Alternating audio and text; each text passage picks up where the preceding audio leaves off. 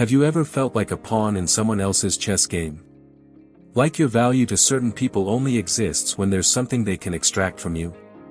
Maybe you've been the ever-reliable fixer, the emotional dumping ground, or, here's a classic, the living, breathing ATM. And the best part? They don't even bother to pretend they care about you. Oh no, you're just the utility, the background character in their story, stepping in when the main cast is busy. But let's be honest, we've all been there. Maybe it was a so-called friend who only remembered you when they needed a favor.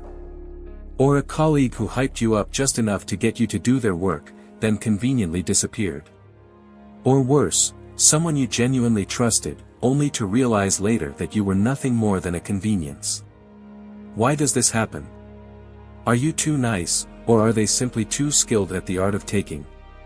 In today's episode, we're pulling back the curtain on 11 attitudes that scream, I only use you, and I don't care about you. These aren't just red flags, they're neon warning signs, complete with flashing lights and a blaring siren. By the end of this video, you won't just know how to spot these manipulative behaviors, you'll know how to protect yourself, guided by the wisdom of Stoicism and a sprinkle of sharp humor. But here's the deal, spotting these signs is only step 1. Step 2 is reclaiming your power. So, as you listen, think about your relationships. Are there people in your life who fit these descriptions? And most importantly, what will you do about it? Stay tuned, because we're about to explore how to turn these toxic dynamics into opportunities for growth and clarity. And hey, if this resonates, don't just sit there quietly, like, subscribe, and join our Victory Stoic community, where we turn life's challenges into lessons and live with purpose. Let's dive in. Number 1, they only show up when it benefits them. Some people have an uncanny ability to show up in your life at just the right moment, for them. They're not here to celebrate you, support you, or care about you, they're here because you're useful. When you're riding high, they're all smiles and compliments, but when the chips are down, their presence is as rare as a solar eclipse. Sound familiar? Let's dive into relationships to paint the picture. Imagine you're in a relationship where everything seems great, on the surface. Your partner is attentive, affectionate, and constantly reminding you how amazing you are. But have you noticed a pattern? They're only this way when you're treating them to fancy dinners, planning trips, or generally making their life more comfortable. The moment things get tough, maybe your finances take a hit, or you're emotionally struggling, they're suddenly too busy, irritable, or even outright dismissive. Their love feels more like a performance than a partnership, and when you're not delivering, the act ends. Now let's talk about that one friend. You know the type. They call you when they need something, advice, money, or just a listening ear, but the moment the tables turn, they're harder to find than your missing socks after laundry day. For example, they might suddenly remember your number after hearing you've got tickets to a sold-out concert. Or they might drop by for coffee and accidentally mention they're short on cash for rent. But when you're the one needing help, crickets. Absolute silence. This behavior doesn't stop at friendships and romantic relationships. Think about colleagues or acquaintances who mysteriously start complimenting you or wanting to catch up after you've been promoted or gained some recognition. Their interest isn't genuine, it's opportunistic. You're no longer just a person, you're a ladder they think they can climb. The psychology behind this is simple, these people operate on a transactional mindset. To them, relationships are less about connection and more about utility. It's a what can you do for me mentality, and if you're no longer beneficial, you're no longer relevant. They don't see people as friends, partners, or loved ones, they see them as stepping stones. So, how do you protect yourself from these kinds of relationships? It starts with observation. Pay attention to the patterns. Do they only contact you when they need something? Are they there for the celebrations but absent during the challenges? A true friend or partner sticks around through both.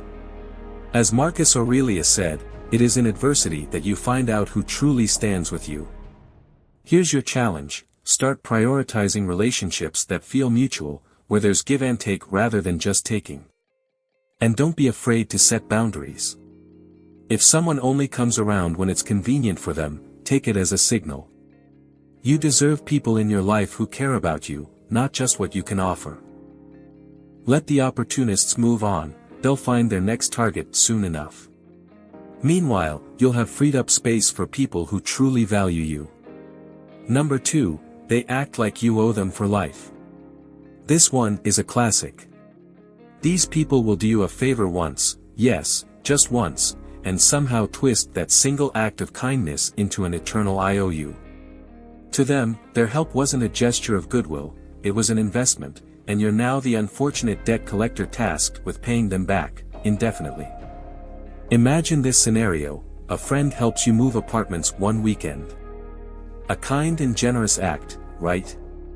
But fast forward 6 months, and they're still dropping comments like, "You know, I gave up my entire Saturday to help you move." The least you could do is, insert unreasonable request here. Suddenly, that act of kindness feels more like a chain around your neck than a gift. It's not a favor anymore, it's a tool for control.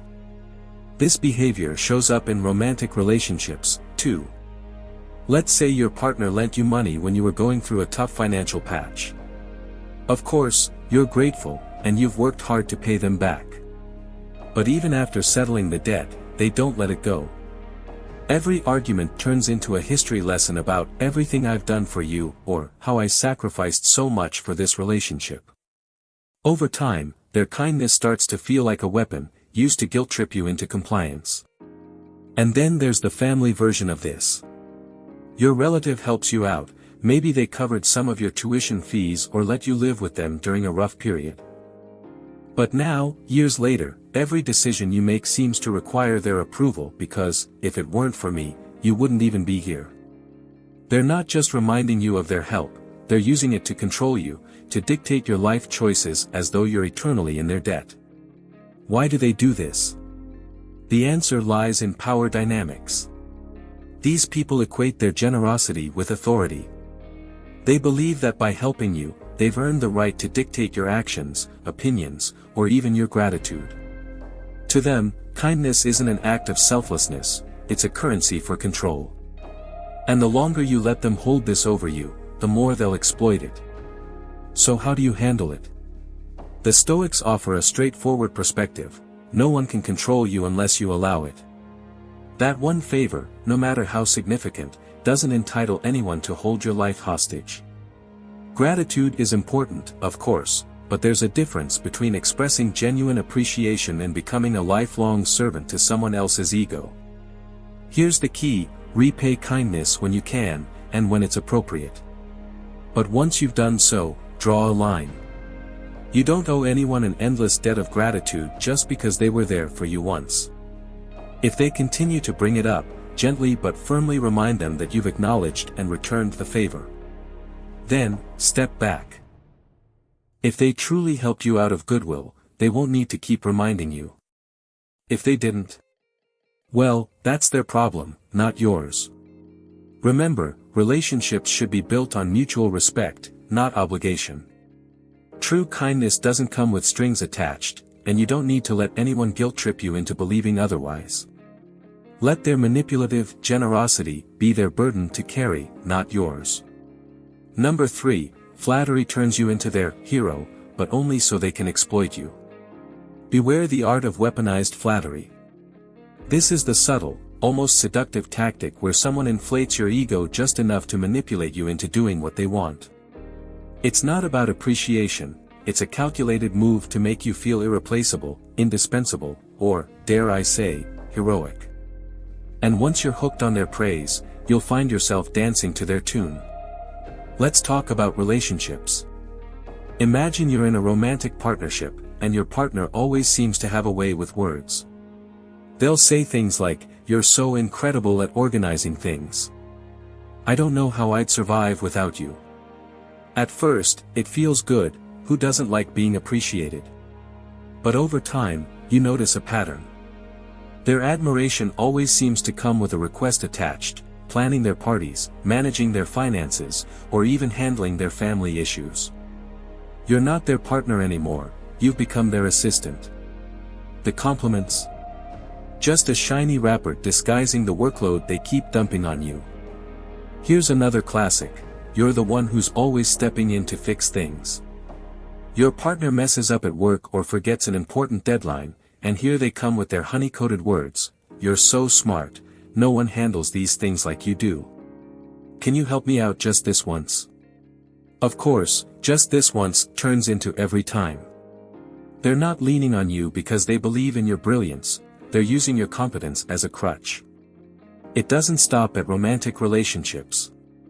In friendships or even at work, these manipulators play the same game. A colleague might gush, "Wow, you're amazing at presentations.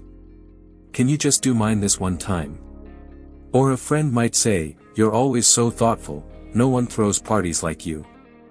Can you handle my birthday for me?" At first, you might think, they value me. But the truth is, they're just outsourcing their responsibilities to you under the guise of admiration. Why does this work? Because we all like to feel valued. Flattery taps into our desire for recognition, making us more likely to say yes, even when we know we should say no. But here's the kicker: the more you give, the more they'll take, and the more they'll expect. It's not about your talent or kindness, it's about their convenience. So how do you fight back? First, recognize the difference between genuine appreciation and manipulative flattery. True compliments don't come with strings attached. If someone's praise always seems to lead to a favor, that's your red flag. Second, learn to say no without guilt.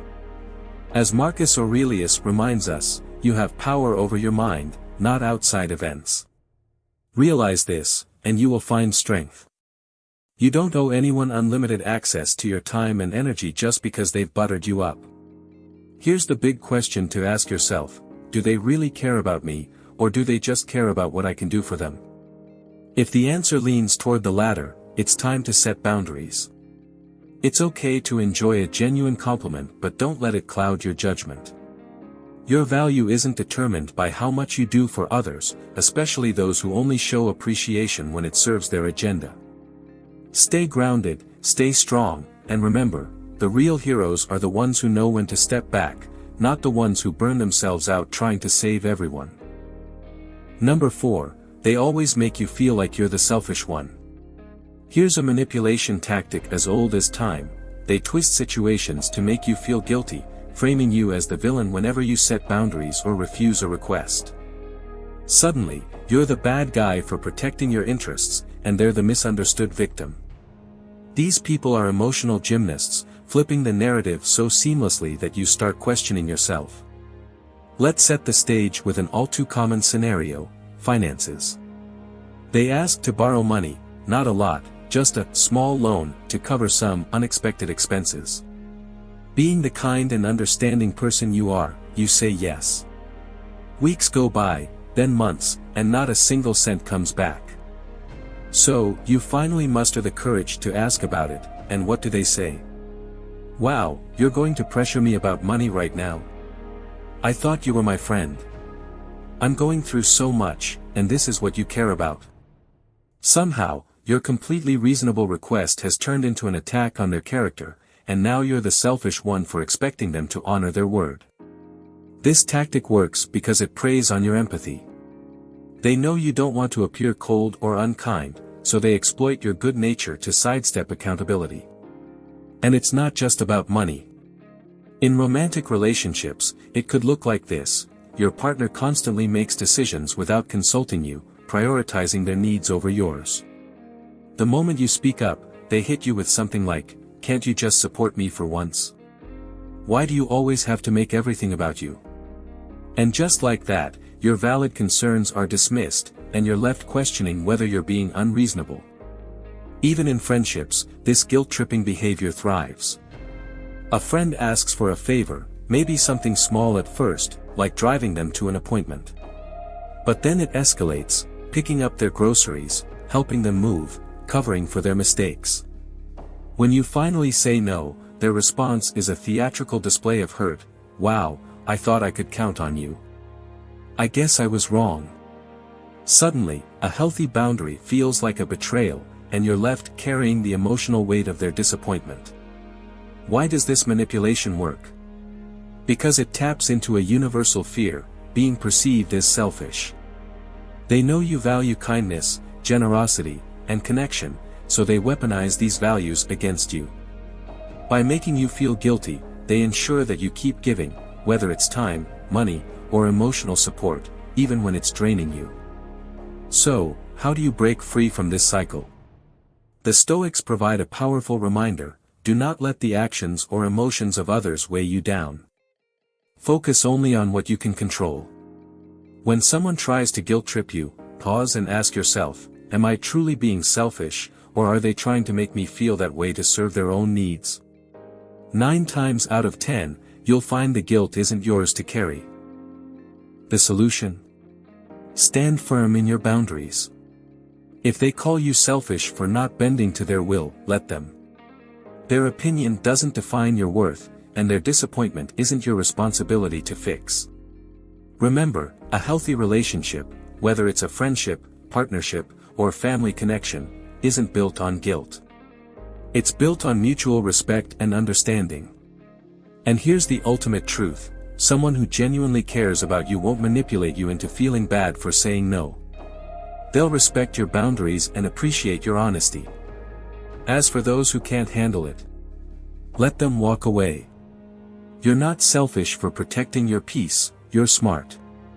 Number 5, they manipulate your emotions to serve their agenda. Emotional manipulators are the ultimate puppeteers, pulling at your heartstrings and leaving you tangled in a web of self-doubt, confusion, and exhaustion. They don't care about your well-being or stability, their goal is control. These people know exactly how to play the game. One moment, they're showering you with love and affection, making you feel like the most important person in their world. The next, they're as cold and distant as the Siberian tundra, leaving you scrambling to figure out what you did wrong. Let's look at a relationship example. Imagine you're dating someone who's the master of emotional whiplash.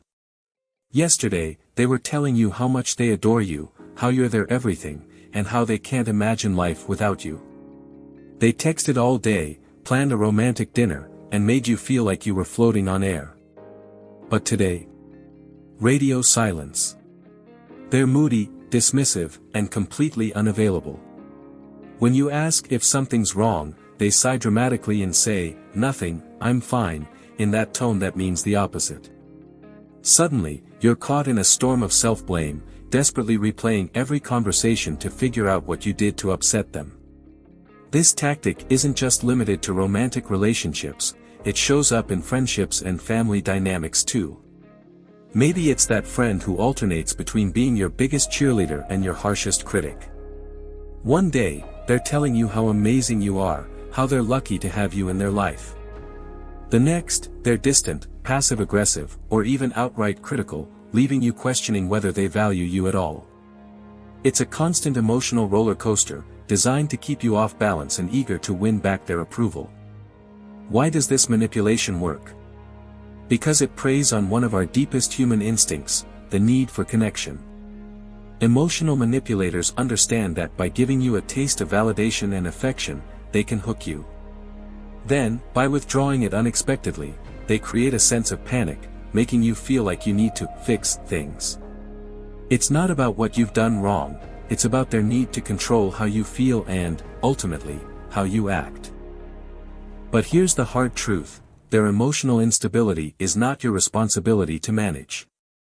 You are not a mind reader, nor are you their emotional caretaker. As Epictetus teaches us, we are responsible for our own emotions, not the emotions of others. Their mood swings and manipulation are a reflection of them, not you. So, how do you fight back? First, recognize the pattern. If someone's behavior feels like a never-ending guessing game, it's not because you're bad at relationships, it's because they're manipulating you. Stop playing.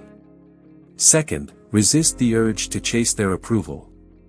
You don't need to walk on eggshells, bend over backward, or constantly apologize for things you didn't do. Their happiness, or lack thereof, isn't yours to fix. Set boundaries. If their emotional games continue, call them out calmly and directly. Say something like, "I've noticed that your behavior toward me changes a lot, and it's confusing. I'm happy to talk if something's bothering you, but I won't accept being treated this way." If they value you, they'll work to change. If not, let them go. Here's the truth: you deserve relationships that make you feel secure, supported, and valued, not ones that leave you questioning your worth every other day. Stop trying to decode their mixed signals or soothe their unexplained outbursts. Let their chaos be theirs to manage. You're not here to be someone's emotional plaything, you're here to live with purpose, clarity, and strength. Leave the manipulators behind and take back your power. Number 6, they treat you as their plan B. The exquisite art of being someone's second choice. These people are the masters of keeping you on standby, like a forgotten snack in the fridge, good enough for when there's nothing better available, but never their first pick. You're not their priority, you're their fallback plan, their emergency parachute, their, "well, I guess this will do," option. And somehow, they expect you to be grateful for it. Let's start with a painfully familiar scenario: they're headed to a party or a big event, and you get a last-minute call. "Hey, I was thinking, wanna come with me tonight? It'll be fun." At first, you feel flattered. Wow, they thought of me. But then, as the conversation unfolds, the truth spills out: everyone else is busy, and I didn't want to go alone. Translation: you're their human placeholder, the warm body they need to avoid looking awkward in public. The realization hits like a bad movie plot twist: you're not the friend, you're the friend of convenience. It gets even better in romantic relationships. Picture this: someone you've been quietly crushing on suddenly starts texting you. They're sweet, charming, and seem genuinely interested, until they casually mention their breakup from 2 weeks ago. "You're so easy to talk to," they say, as if that's a compliment. And just like that, you've been cast in the role of the rebound savior. They're not interested in you, they're interested in the emotional band-aid you can provide until they find someone better. Even in family dynamics, this behavior pops up. Imagine your cousin calls you out of the blue, all cheerful and chatty.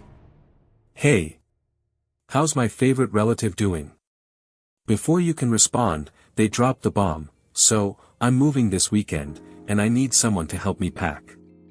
Everyone else is busy, and I know I can always count on you." Translation: you're not the favorite relative, you're the backup labor force. Why does this happen? Because these people don't see you as an equal partner in the relationship. To them, you're a utility, someone reliable, always willing to step in when their A-list choices are unavailable. It's not malicious, most of the time, it's lazy. They know you'll say yes because you care. And that's the trap: your kindness and availability are being taken for granted. So, what's the solution? First, recognize your worth. As Marcus Aurelius said, you have power over your mind, not external events. Realize this, and you will find strength. You deserve to be someone's first choice, not their safety net. If they only reach out when their primary options fail, start reevaluating the balance in that relationship. When the next "hey, can you" call comes, don't hesitate to set boundaries. A simple "sorry, I'm busy" works wonders. You don't need to justify yourself, and you certainly don't need to apologize for not being their backup. If they value you, they'll make an effort to prioritize you in the future. If not, well, congratulations, you just freed up time for people who genuinely care. Here's the truth: you're not a consolation prize. You're not a last resort. You're not the plan B to someone else's plan A. Stop accepting scraps of attention and start demanding the respect you deserve. Remember, the people who truly value you won't treat you like an afterthought. Let the opportunists scramble to find someone else to fill their gaps. You've got better things to do, like building relationships where you're the priority, not the backup plan. Number 7, they never take responsibility. Meet the masters of blame shifting, the virtuosos of finger pointing, and the ultimate escape artists of accountability. These people are allergic to the idea of personal responsibility. When things go right, they're first in line to bask in the glory, taking all the credit and soaking up the applause. But when something goes wrong, suddenly, it's your fault. They transform into a lawyer in a courtroom drama, meticulously building a case against you, complete with excuses, accusations, and justifications for why they couldn't possibly be to blame. Let's bring this to life with an example from the workplace. You're working on a team project, and your colleague is responsible for a key piece of the puzzle. Deadline day arrives, and their part is a disaster. When the boss asks what happened, they don't hesitate to throw you under the bus. Well, I didn't get clear instructions from them, so I didn't know what to do. Meanwhile, you remember sending them detailed notes, follow-up emails, and even a reminder the day before. But facts don't matter to them. What matters is deflecting blame. In romantic relationships, this behavior is equally maddening. Imagine your partner forgets an important date, say, your anniversary. Instead of owning up to it, they hit you with, "Well, you didn't remind me. How was I supposed to know it was that important to you?" Their oversight magically becomes your failure. And if you dare express disappointment, they'll double down, painting themselves as the real victim in this scenario. "I can't believe you're making such a big deal out of this. Do you know how stressed I've been?" Even in friendships, this trait is impossible to ignore. Your friend agrees to organize a group outing but forgets to make reservations. When everyone's plans fall apart, they shrug and say, "Nobody confirmed with me, so I figured it wasn't happening." And just like that, the blame is spread around, leaving you scratching your head and wondering if you're supposed to apologize for their mistake. Why do they act this way? Because taking responsibility requires courage, humility, and self-awareness, qualities these people lack. Blame shifting is their defense mechanism. By refusing to acknowledge their part in any problem, they protect their fragile ego while simultaneously ensuring that someone else cleans up their mess. So, how do you deal with them? First, follow the wisdom of the Stoics. Epictetus reminds us, we are responsible for our actions, not for the actions of others. This means refusing to carry the weight of their mistakes. When they try to blame you, calmly but firmly point out the facts. Say something like, "I provided all the necessary details, you chose not to follow them." Stick to the truth, and don't let their theatrics pull you into an emotional tug-of-war. Second, hold them accountable.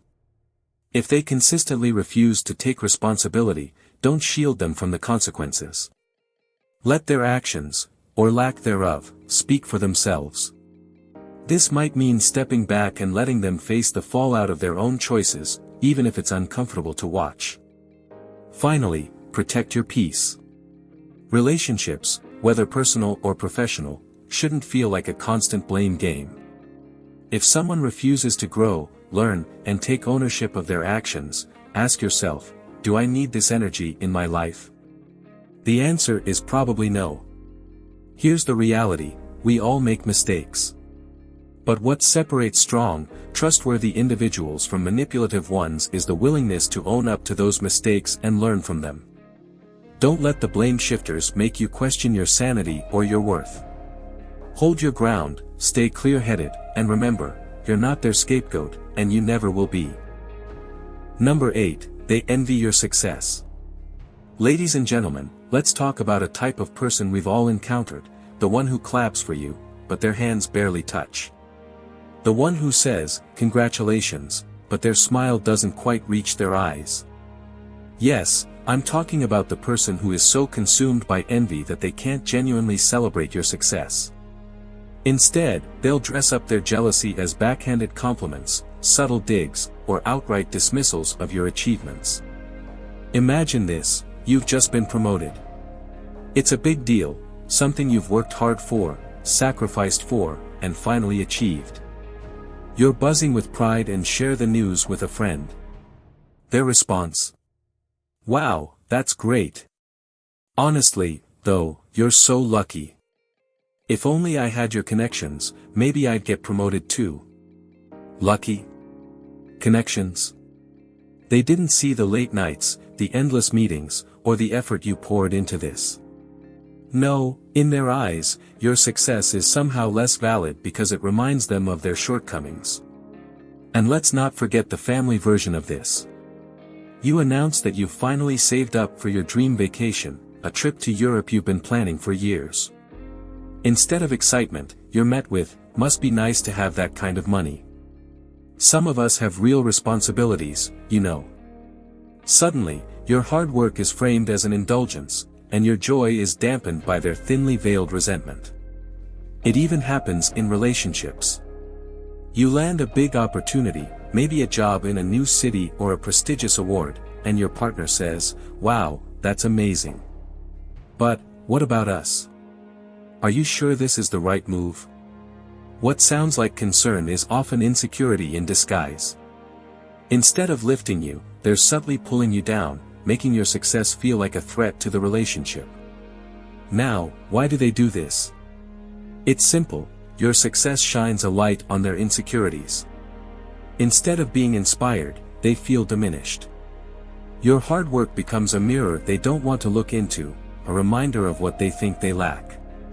But instead of dealing with those feelings internally, they project them onto you, trying to undermine your achievements to make themselves feel better. So, how do we deal with these people? First, let's take a lesson from Seneca, who wisely said, "Your success is proof enough, it does not need validation from others." Their envy says more about them than it ever will about you. Do not let their resentment dilute your pride. You've earned this. You deserve this. Second, protect your energy. When their jealousy starts to seep into your conversations, acknowledge it for what it is: envy masquerading as critique. You don't need to argue or defend yourself. Simply smile and say, "Thank you for your perspective," then move on. Their opinion doesn't determine the value of your success. Finally, surround yourself with people who genuinely celebrate your wins. Life is too short to spend it shrinking your achievements to make others comfortable. Seek out those who cheer for you without reservation, who see your success as something to admire, not resent. And here's the ultimate truth: your success will make some people uncomfortable. That's okay. You're not here to please them, you're here to fulfill your potential. So, the next time someone tries to dampen your light with their envy, let it remind you of just how brightly you're shining. Hold your head high, keep moving forward, and never, ever, dim yourself for someone else's insecurities. Number 9, they make you feel like you're never good enough. There's a quiet, almost invisible pain that comes from being around someone who constantly makes you feel like you're not enough. Not smart enough. Not attractive enough. Not successful enough. They rarely say it outright, oh no, they're far too clever for that. Instead, their words slip into your mind like whispers, planting seeds of doubt and insecurity that grow into a constant ache, a nagging question: am I enough? Imagine this. You've poured your heart into something, a project, a dream, or maybe even just a simple gesture of love. You share it with them, hoping for encouragement, support, and maybe even pride. But instead of celebrating your effort, they tilt their head, smile faintly, and say, "This is nice, but don't you think it could have been better if you did it this way?" A small comment, so seemingly innocent, but it stings. It stings because you worked hard. After all, you cared, and now all you can see is the imaginary, better, version of what you did. Not through your eyes, but through theirs. In relationships, this behavior is devastating. Maybe you've been with someone who always finds a way to make you feel like you're just shy of being what they want. They'll say, "I love you, but maybe if you were a little more outgoing, my friends would like you more." Or, "You're great, but I just wish you had bigger career ambitions." These aren't requests, they're ultimatums disguised as suggestions. And every time you hear them, you shrink a little more, bending yourself to fit their version of better. Even in friendships, this tactic rears its ugly head. Your best friend might say something like, "You're such a good friend, but sometimes you can be a little too sensitive." I mean, not everyone has time to deal with all your feelings. You hear that, and suddenly, you're questioning whether you're a burden, whether your very existence is too much for others to bear. You start apologizing for things you don't need to apologize for, all to prove that you're worthy of their friendship. And why do they do this? Because making you feel inadequate gives them control.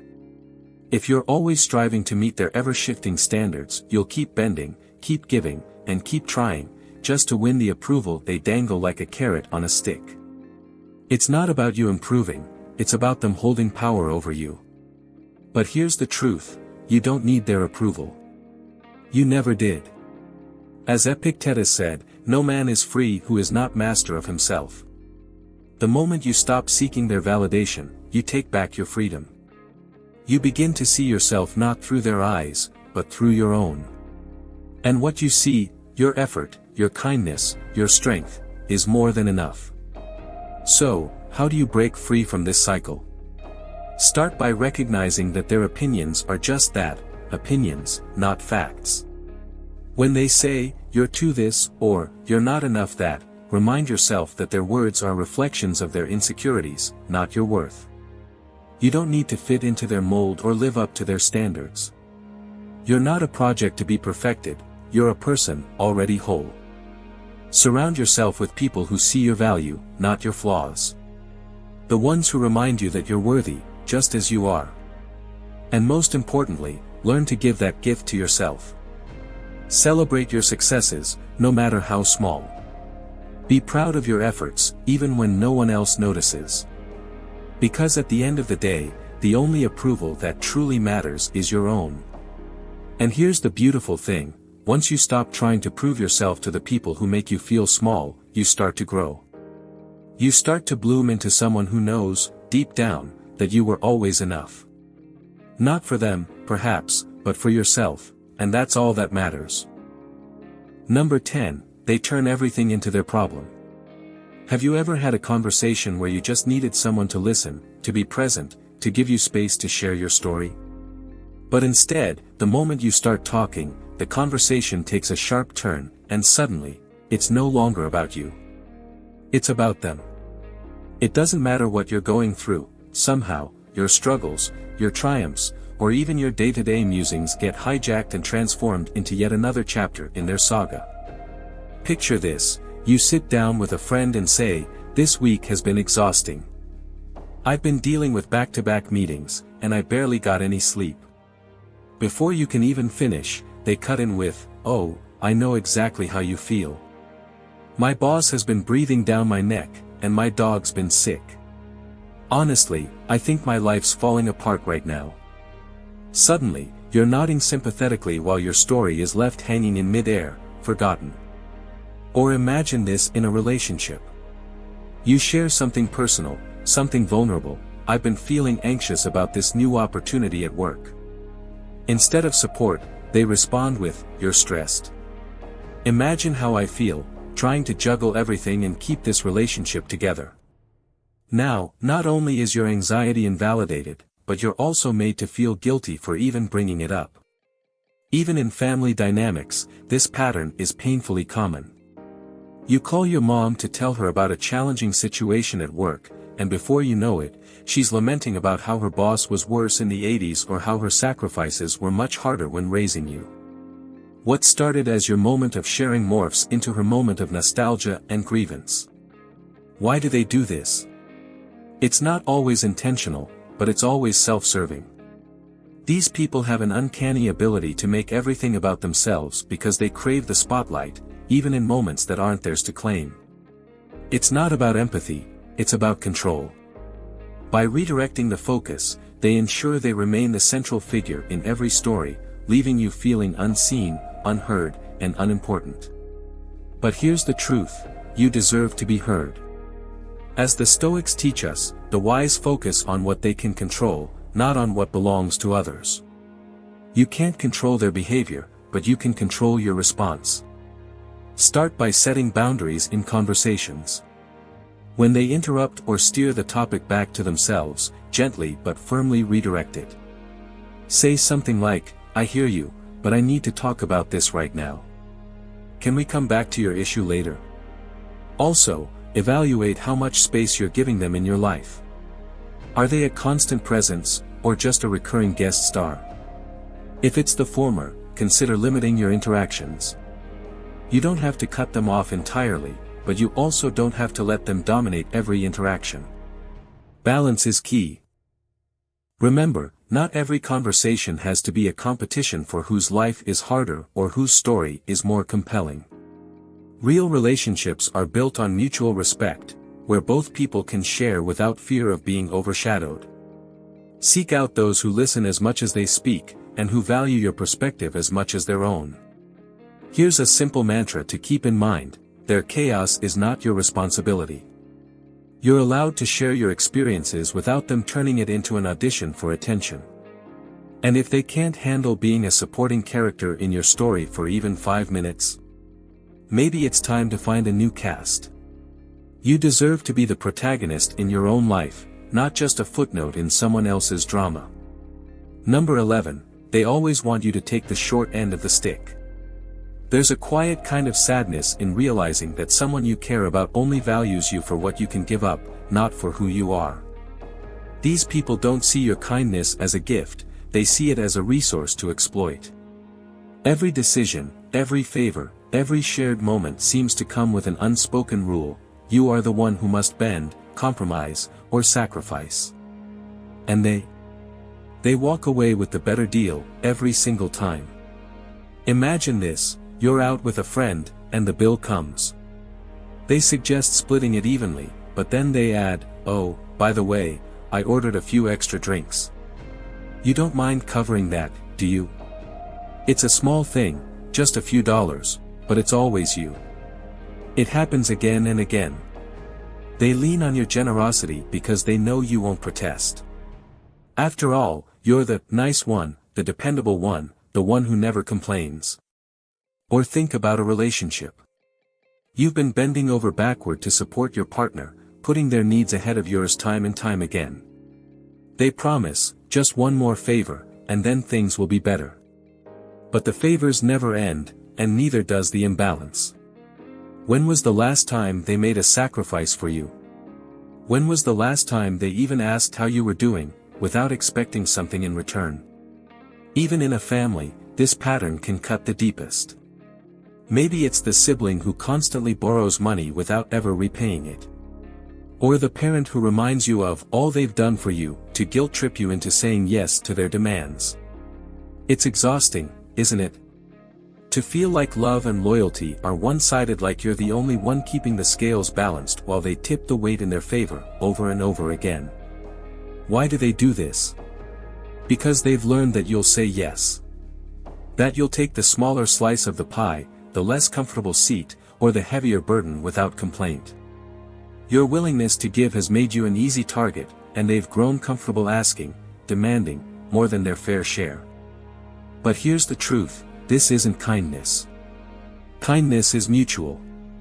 It's about giving and receiving, about both people sharing the weight. What they're doing isn't partnership, it's exploitation. And you don't have to accept it. Marcus Aurelius said, "Sincerity is never rude." Saying no isn't a betrayal, it's a boundary. The next time someone asks you to take the hit, to carry the load, or to settle for less, pause.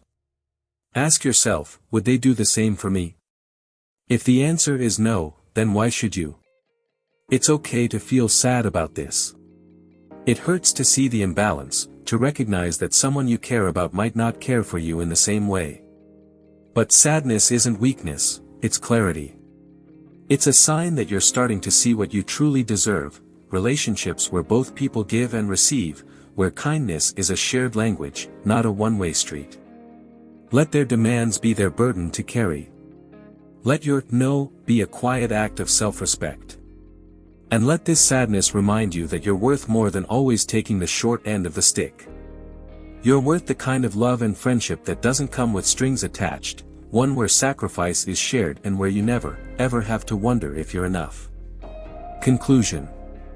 Throughout life, there will always be those who see you not as a person, but as a tool, a means to their end.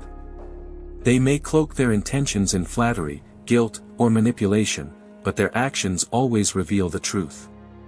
The good news is, you have the power to stop this. By recognizing these behaviors, setting firm boundaries, and embracing your self-worth, you can take back control. Your value doesn't lie in what you can give or sacrifice for others, it lies in who you are. Have you encountered someone like this before? A friend, a partner, or maybe even a colleague? Don't hold back, share your experiences in the comments below. Your story could be the lifeline someone else needs to spot these red flags before it's too late. If you found this video eye-opening, smash that like button, subscribe, and turn on notifications to join the Victory Stoic community, a place where we arm ourselves with the wisdom of the ancients to tackle modern challenges. Together, we can build a life that's intentional, balanced, and free from manipulation. Remember this, you are not here to be used, to be diminished, or to be anyone's stepping stone. You are here to live fully, authentically, and unapologetically. As Marcus Aurelius would remind us, the happiness of your life depends upon the quality of your thoughts. So think, act boldly, and never hesitate to say no when it's the right thing for your peace and dignity. And if you want more tools to navigate life with clarity and strength, stay tuned, we've got a wealth of Stoic wisdom coming your way.